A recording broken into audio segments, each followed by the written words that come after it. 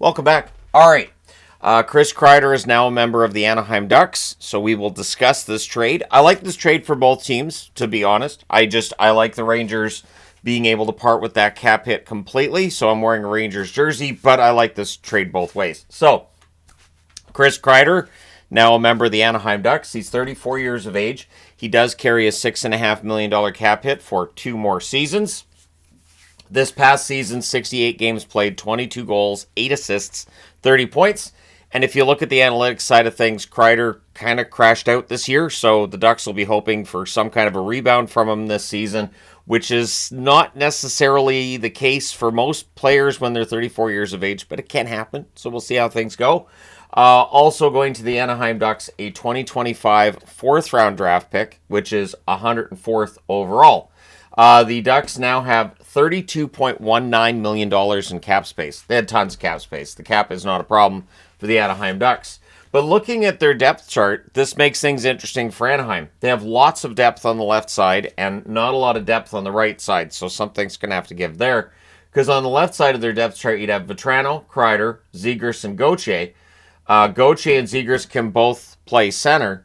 Down the middle, you have Strome, Karlsson, McTavish, and I was trying to figure out just the top 9, but there's too many players here unless Kreider's going to end up on the 4th line or Zegras is going to end up on the 4th line. I don't think Gauthier does.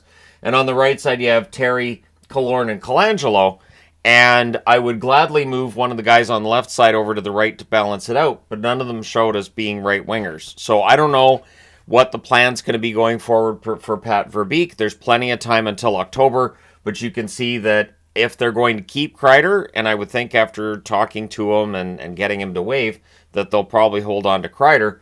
There's going to be some more moves made, I would think, before we get into next season involving that top 9 forward group. They, as I said, have the cap space. 2 big, high-profile restricted free agents, of course, for the Ducks, in both McTavish and Dostal. So they're going to want to get those guys signed as soon as possible. But I like what the Ducks did. I also like what the Rangers did. They acquire the 2025 3rd-round draft pick, which is 89th overall. So only 15 picks difference between where the Ducks were picking and where they will pick. So it's not a huge drop for Anaheim. It's a bit of a rise for the Rangers on top of trading Chris Kreider.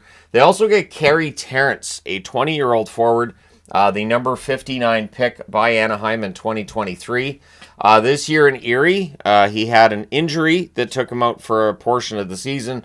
Played 45 games, 20 goals, 19 assists, 39 points. He is seen as a high-energy forward, good skater, and probably projects as a good bottom 6 forward at the NHL level after some time in the AHL, likely being needed by him. So the New York Rangers now have almost $15 million in cap space when we reach July the 1st in a couple of weeks' time. The New York Rangers have a couple of high-profile restricted free agents of their own in Will Cooley and Keandre Miller. Keep in mind, Keandre Miller's been rumored to be on the move as well. So the New York Rangers likely to be busy this summer. The Anaheim Ducks clearly want to become a playoff team next year. And the way I see it, and the reason I wanted to put up the depth chart is because I know people will look at Kreider going to the Ducks and say, well, what are the Ducks getting? This is terrible.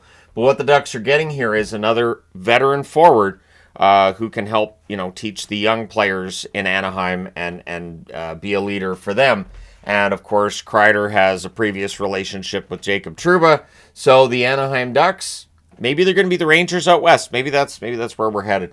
We'll see how July the 1st turns out and how many more Rangers end up going to Anaheim, if any at all. But it is going to be an interesting summer. It is expected to be a busy summer, and maybe this is where things get started. I'm mildly surprised that this trade happens on the same day as a game for the Stanley Cup Final. There have been discussions at times about, NHL teams and whether or not they're discouraged from making trades during the Stanley Cup Final. But, this is not a bad one. Not a bad one to start off with at all. Let me know your thoughts in the comment section below as always. Hit like and subscribe in the event that you may not have done so already. Thank you guys so much for all your support as always. I guess the one forward I don't have up in here is Seneca, but does Seneca come up and play? Does this put Seneca out? There's a lot of questions that I would have right now for the Anaheim Ducks. I don't have the answers at this point in time. Thank you guys so much for all your support. I will talk to you again soon.